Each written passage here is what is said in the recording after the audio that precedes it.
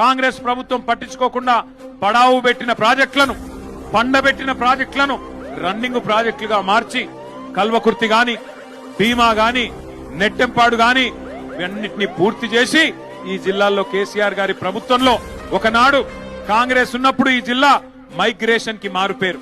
కానీ కేసీఆర్ గారు వచ్చిన తర్వాత మైగ్రేషన్ కాదు, ఇరిగేషన్ కు మారుపేరుగా 8 లక్షల ఎకరాలకు నిలిచిన నాయకుడు కేసీఆర్ గారు. అట్లాంటి కేసీఆర్ గారు పాలమూరు రంగారెడ్డిని కూడా పూర్తి చేసి 14 లక్షల ఎకరాలకు నీళ్లు ఇయ్యాలని చెప్పి ప్రణాళికలు రూపొందించి 90% పూర్తి చేసి 30,000 కోట్ల రూపాయలు ఖర్చు పెడితే ఈ సన్నాసి ముఖ్యమంత్రి 10% పని కూడా చేయలేకపోతా ఉన్నాడు. ఎందుకు? ఏం బాధ నీకు? పాలమూరు బిడ్డనంటావు, ఎందుకు పాలమూరుకు నీళ్లు ఇవ్వమంటే ఆయన బయటికి చెప్పాడు గాని ఒకటే ఆయన మనసులో ఉన్నది. తొందరగా పాలమూరు రంగారెడ్డి ఎత్తిపోతల పథకాన్ని పూర్తి చేస్తే కేసీఆర్ కు పేరు వస్తుంది, ప్రజలు కేసీఆర్ ను గుర్తు చేసుకుంటారు. అట్లే పాత బాసు ఉన్నాడు కదా, ఆయనకు పాత బాసు. ఎవరు పాత బాసు?